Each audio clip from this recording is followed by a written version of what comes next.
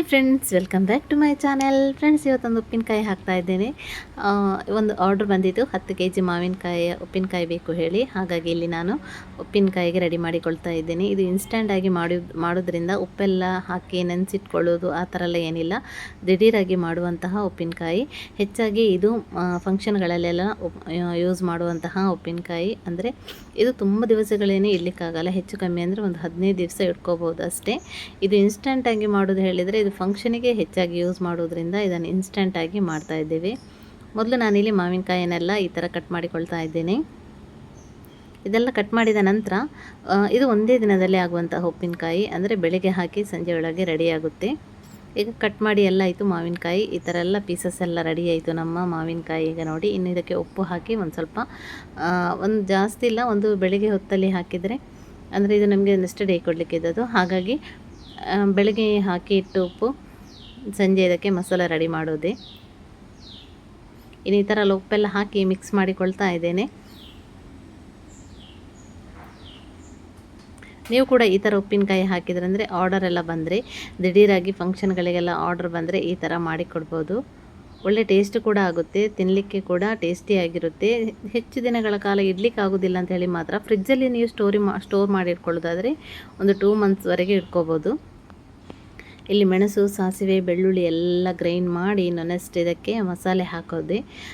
ಈಗ ಸಂಜೆ ಹೊತ್ತಿಗೆ ನಾನು ಇದಕ್ಕೆ ಉಪ್ಪಿನಕಾಯಿಗೆ ಮಸಾಲೆ ರೆಡಿ ಮಾಡಿಕೊಳ್ತಾ ಇದ್ದೇನೆ. ನಾ ಹೇಳಿದಾಗೆ ಇನ್ನು ಮೆಣಸು, ಸಾಸಿವೆ ಎಲ್ಲ ಕಡಿದು ಇದಕ್ಕೆ ಹಾಕ್ತಾ ಬಂದರೆ ಆಯಿತು. ಇಲ್ಲಿ ನಾನು ಉಪ್ಪಿನಕಾಯಿಗೆ ಅಂತೇಳಿ ಎಕ್ಸ್ಟ್ರಾ ಮೆಣಸು ಯಾವುದೆಲ್ಲ ಯೂಸ್ ಮಾಡ್ತಾ ಇಲ್ಲ.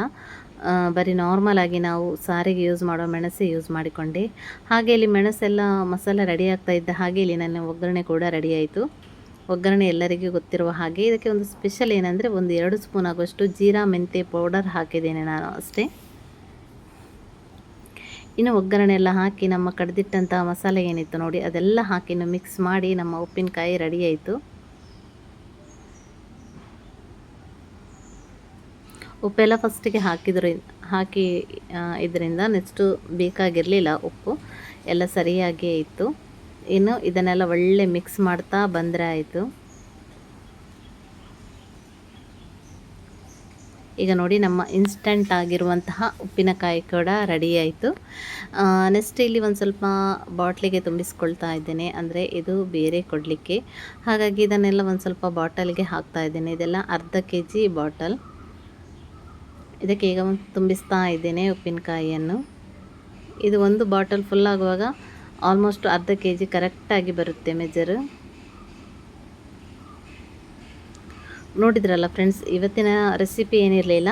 ಸೊ ಇನ್ಸ್ಟಂಟಾಗಿ ಒಂದು ಉಪ್ಪಿನಕಾಯಿ ಹಾಕಿದಂತಹ ರೆಸಿಪಿ ನಾನು ನಿಮ್ಮ ಮುಂದೆ ತೋರಿಸಿದ್ದೇನೆ. ಸೊ ಇವತ್ತಿನ ಈ ವಿಡಿಯೋ ಇಷ್ಟ ಆಗಿದ್ದರೆ ಖಂಡಿತ ಲೈಕ್ ಮಾಡಿ, ಕಮೆಂಟ್ ಮಾಡಿ, ಹಾಗೆ ಶೇರ್ ಮಾಡಿ ಅಂತ ಹೇಳ್ತಾ, ಯಾರಾದರೂ ನೀವು ಸಬ್ಸ್ಕ್ರೈಬರ್ ಆಗಿದ್ದರೆ ಸೊ ಪ್ಲೀಸ್ ಒಂದು ಸಬ್ಸ್ಕ್ರೈಬ್ ಮಾಡಿ. ಹಾಗೆ ಪಕ್ಕದಲ್ಲಿರುವಂತಹ ಬೆಲ್ಲೈಕನನ್ನು ಕೂಡ ಪ್ರೆಸ್ ಮಾಡಿ. ನಮ್ಮ ಇಲ್ಲಿ ಉಪ್ಪಿನಕಾಯಿ ಎಲ್ಲ ರೆಡಿ ಆಯಿತು. ಇನ್ನು ಕೊಟ್ಟು ಬರುವುದೊಂದೇ ಬಾಕಿ.